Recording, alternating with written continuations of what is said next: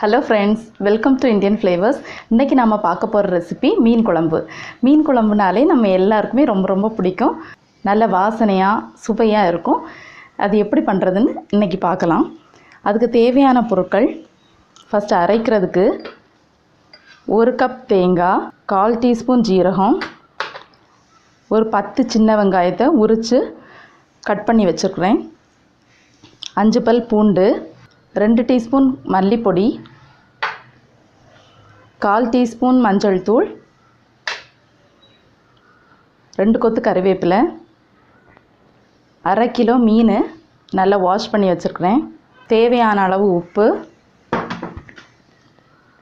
2 table spoon நல்லெண்ணெய், பாதி முருங்கைக்காய், 2 பச்சை மிளகாய் நீள வாக்கில் வெட்டி வச்சுருக்கிறேன், பாதி மாங்காய், ஒரு தக்காளி, ஒரு நெல்லிக்காய் அளவு புளியை தண்ணியில் கரைச்சி வச்சுருக்கிறேன், கூடவே 7 காஷ்மீரி வத்தலையும் அதில் ஊற வச்சுருக்கிறேன். ஃபஸ்ட்டு நம்ம அரைக்க வச்சுருந்தோம்ல, அது எல்லாத்தையுமே மிக்ஸி ஜாருக்கு ட்ரான்ஸ்ஃபர் பண்ணிக்கலாம்.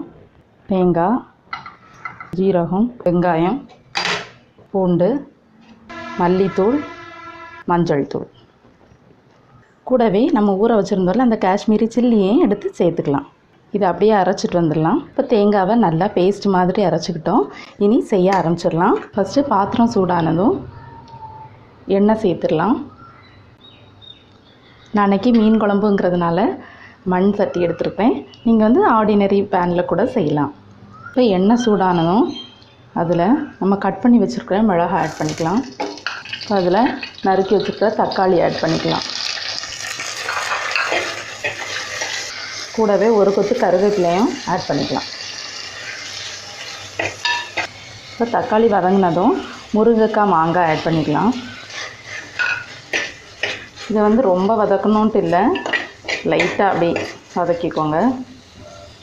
நம்ம வந்து புளி தண்ணி எடுத்து வச்சுருந்தோம்ல, அதை ஆட் பண்ணிக்கலாம். கூடவே அரைச்சி வச்சுருந்த பேஸ்ட்டையும் ஆட் பண்ணிக்கலாம். கூடவே தேவையான அளவு தண்ணியும் ஆட் பண்ணி நல்லா மிக்ஸ் பண்ணிக்கோங்க. தேவையான அளவு உப்பும் ஆட் பண்ணிக்கலாம். நானே காஷ்மீரி சில்லிங்கிறதுனால 7 யூஸ் பண்ணியிருக்கிறேன். உங்களுக்கு காரத்துக்கு ஏற்ப நார்மல் சில்லி வேணாலும் யூஸ் பண்ணிக்கலாம். இதை அப்படியே க்ளோஸ் பண்ணி வச்சு அப்படியே கொதிக்க விட்டுடலாம். இப்போ 5 மினிட்ஸ் ஆகுது. நம்ம வந்து ஓப்பன் பண்ணி பார்க்கலாம். குழம்பு நல்லா கொதிச்சிருச்சு, நல்ல வாசனையும் வருது. இந்த டைமில் நம்ம கழுவி வச்சுருந்த மீனை ஆட் பண்ணிக்கலாம். நான் அன்றைக்கி 1/2 கிலோ மீன் எடுத்துருக்கிறேன். மீனை ஆட் பண்ண அப்புறம் ரொம்ப மிக்ஸ் பண்ணாதீங்க, அது உடஞ்சிரும். மறுபடியும் மூடி வச்சு ஒரு 10 மினிட்ஸ் நல்லா வேக விடலாம். இப்போ 10 மினிட்ஸ் ஆகுது. ஓப்பன் பண்ணி பார்க்கலாம். மீன் நல்லா வெந்திருக்கு. மீன், முருங்கைக்காய், மாங்காய் எல்லாமே நல்லா வெந்திருக்கு. ஸோ இந்த டைமில் நம்ம வச்சுருந்த இன்னொரு கொத்து கருவேப்பிலையும் சேர்த்துடலாம். இப்போ ஸ்டவ்வை ஆஃப் பண்ணிடலாம். இப்போ நம்மளோட டேஸ்டியான மீன் குழம்பு சுட சுட ரெடி ஆகிடுச்சு. இது வந்து சுட சுட சாதத்தோடு சாப்பிட்டா ரொம்பவே டேஸ்ட்டாக இருக்கும். கண்டிப்பாக நீங்களும் உங்கள் வீட்டில் செஞ்சு பாருங்கள். செஞ்சு பார்த்துட்டு எப்படி இருந்துச்சுன்னு உங்களோட கமெண்ட்ஸ் எங்களுக்கு கூட ஷேர் பண்ணுங்கள்.